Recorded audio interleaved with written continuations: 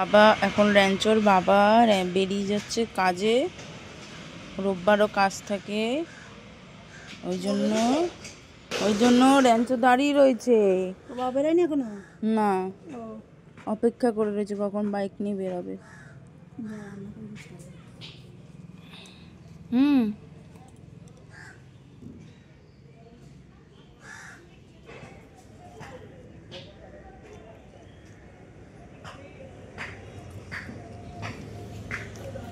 বেরোয়নি বাবা এখনো।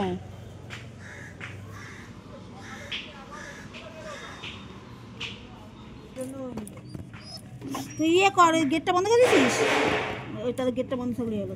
কালি বেরিয়ে গেছে, ঢুকছিল তো। ডে 32 তো কমপ্লিট হয়ে গেল। আর কিছু বাসন ছিল, বরকে খাবার করে দিয়েছিলাম, সেই কটা বাসন মেজে নিলাম আর চালগুলো ধুয়ে নিলাম নিচের কুকুর বিড়ালদের জন্য। আর এই দেখো দাদু আসছে বলে সবার আওয়াজ শোনো। দাদু আসছে বলে কথা, দুই নাতি দাঁড়িয়ে আছে।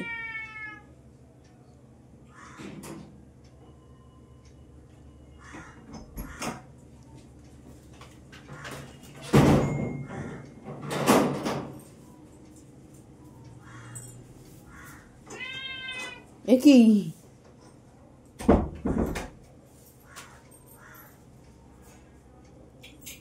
কত সুর দাও, বাজা বাজা, আওয়াজ কর। হ্যাঁ বাজা।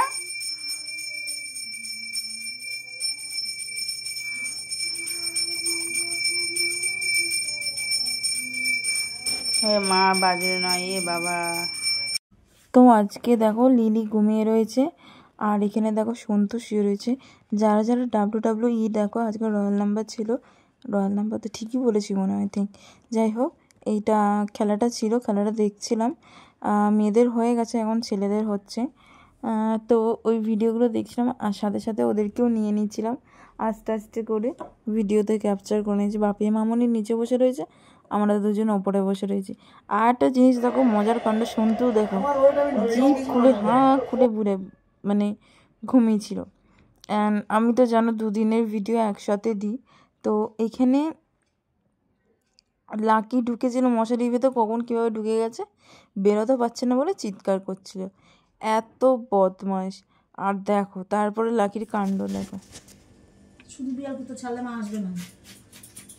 দেখো এটা আমার লাকির নতুন জায়গা হয়েছে, এমা মুখ ঢুকিয়ে বসে। এটা আমি জানো তো দুদিনের ভিডিও একসাথে নিই। আর বিছনা তুলতে চলে এসেছি, বাসি বিছনা না মানে রাখতে নেই বলেছে, সেই শুনে বাসি বিছনা তুলতে এসে মামনির সাথে গল্প করছিল। মামনি যাবে হলো গঙ্গাসাগরের মেলায়, আই থিঙ্ক মনে হয় যাবে। তো সেই বলছিল যে হোটেলের ভাড়া নেবে বা যাই হোক, তো ওই মামনির সাথে কিছু কিছু কথা বলছিলাম। আর এখানে দেখো মশারি খাটিয়ে তো শুতেই হয়, কেননা এত মশা হয়েছে। অল আউট, মর্টিন, ধূপকাঠি জ্বালিয়ে রাখি, কোনো কিছুতেই কাজ করে না। তো ওই জন্য তো বালিশগুলো এবার তুলে নিল। এবার বিছনাটাকে ভালো করে পরিষ্কার করে নিচ্ছিলাম, কেন র্যাঞ্চো শোয় তো র্যাঞ্চোর কিছু কিছু কুচু কুচু লোম থেকে যায়। তো বিছনাটাকে ভালো করে ফ্রেশ করে ঝেড়ে নিলাম। এই বিছনা ঝাড়াটাই মনে হচ্ছে আমার অনেক দিনের অনেকক্ষণের কাজ থাকে। বিছনাটা না ঝাড়লে না আমার না কেমন একটা লাগে জানি। বিছনাটা ঝাড়ার পর তারপরে চুলটা আঁচড়াবো। আর ওদিকে আমার প্রেশার কুকারে 2-3টে সিটি পড়ে গেছে, ডাল বসিয়ে এসেছি। আজকে একটু পালং শাকের ডাল করব। কারা কারা খেয়েছো একটু প্লিজ কমেন্ট করে বলো। আর বেগুন ভর্তা করব। তো তারপরে আমি চলে এসেছি তো রান্নাঘরে। তো রান্নাঘরে আসার পর এখানে দেখছিলাম মামনি এখানে কটা বাসন মেজে দিচ্ছিলো, শাকসবজি ধুয়ে দিচ্ছিলো। আর এখানে বেগুনটা আমি পুড়িয়ে নিয়েছি, মামনি ছাড়াচ্ছিল, আমি অতটা ছাড়াতে পারি না। আর এখানে দেখো পালং শাকের ডাল আমার কমপ্লিট হয়ে গেছে। পালং শাকের ডাল আর বেগুন ভর্তার ভিডিও আমি পরে দেব, এখন আপাতত একটুখানি থাক। আর এখানে দেখো র্যাঞ্চোর ভাত মাখছিলাম। এই যে কালকের মাংস ছিল র্যাঞ্চোর, আর ওর যে পায়ের পা, তারপরে গলা, মাথা এগুলো থাকে, আর মিটেটা যেটা থাকে ওগুলো একসাথে চটকে দিয়ে এই ভাতের সাথে মিক্সড করে দিচ্ছি। ও আবার ঝোল ভাত খেতে পছন্দ করে, তো ওই জন্য তো মাঝে সাঝে দিই আর মাঝে সাঝে দিই না। আর খুব বদমাইশি করে, ও খেতে চায় না, ভাল লাগে না আমার। আর সবাই বলবে কী বলো তো, বাড়িতে খাবার দেওয়া হয় না, কুকুরটাকে খেতে দেওয়া হয় না, কিন্তু এটা যে জানে না যে কি খেতে দেওয়া হয়, যে খায় না। এই যে মাছ যাই হোক, ভাজাটাকে আমি এখানে এইভাবে দেখো ঢেকে কি কি রেখেছি, রেসিপি হয়েছে। কারণ হলো যে সন্তু মাছ ভাজা খেয়ে নেয়, ওই জন্য আমি মাছ ভাজা ঢেকে রেখেছি। এখানে পুঁই শাক আছে মাছের মাথা দিয়ে, বেগুন ভর্তা, ডাল, আর এখানে তো ভাত জানোই। এখন আমি ভাত খাবো।